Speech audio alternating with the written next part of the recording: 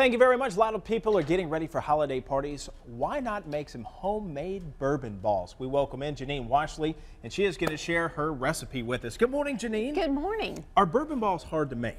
No, they're not hard to make at all. In fact, I don't have a candy making tradition. So I've been trying to come up with recipes and find recipes that I can make that I don't mess up, so that I can present my family with a cookie tray that has a little bit of candy, a little bit of sweets. And one of the easiest things to make are Kentucky bourbon balls. And I call them Kentucky bourbon balls because they are unique. They have a white filling. They don't have vanilla wafers or ground up pecans in them, things like that.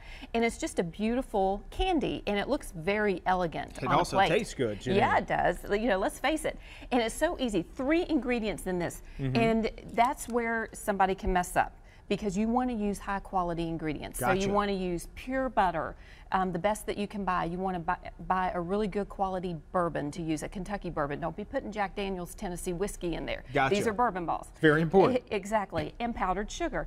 And then the texture is important. You don't want it to stick to your finger. So if it's sticking to your finger, you need to add a little bit more powdered sugar. It feels like Play-Doh. You can touch it and just get, you know, an idea of what that feels like. See how that, it's like Play-Doh, isn't it? Yeah, sure is. Okay, so you can scoop it with a 2-teaspoon scoop, which is what you have, and just release it like that.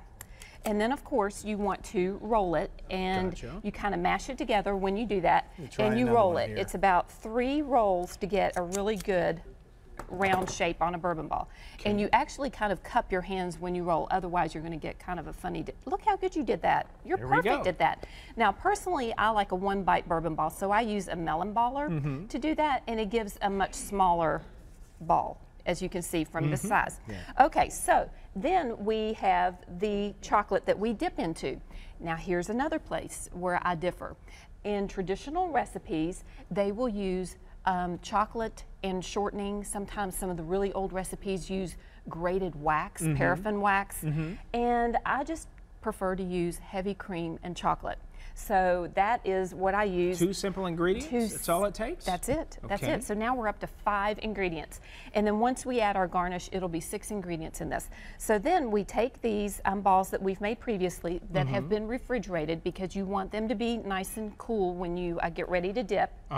And you don't want your chocolate mixture to be too hot. So if it's a little bit hot, then you know you might want to wait for it to cool down. You want it the consistency of warm pudding. Gotcha. So that's the consistency that we're looking for. We dip it in, we pick it up, and then I take this and I go like this and just kind of get off the excess so that I don't have a little chocolate footprint, and that's it. And then I use another one to release it, and then you've got a little dimple on the top, and you cover the dimple with a pecan. Now you try. That easy. All right. Okay, you got it all dipped there. Well, and always know that and then wipe it on the bottom. There you go. Janine, push it although off. yours looks much better than mine, that's okay. I bet they taste the same. They do taste the same. The ingredients are the same. Exactly. For more recipes from Janine Washle, just go to our website, WDRB.com. Janine, it's time to eat.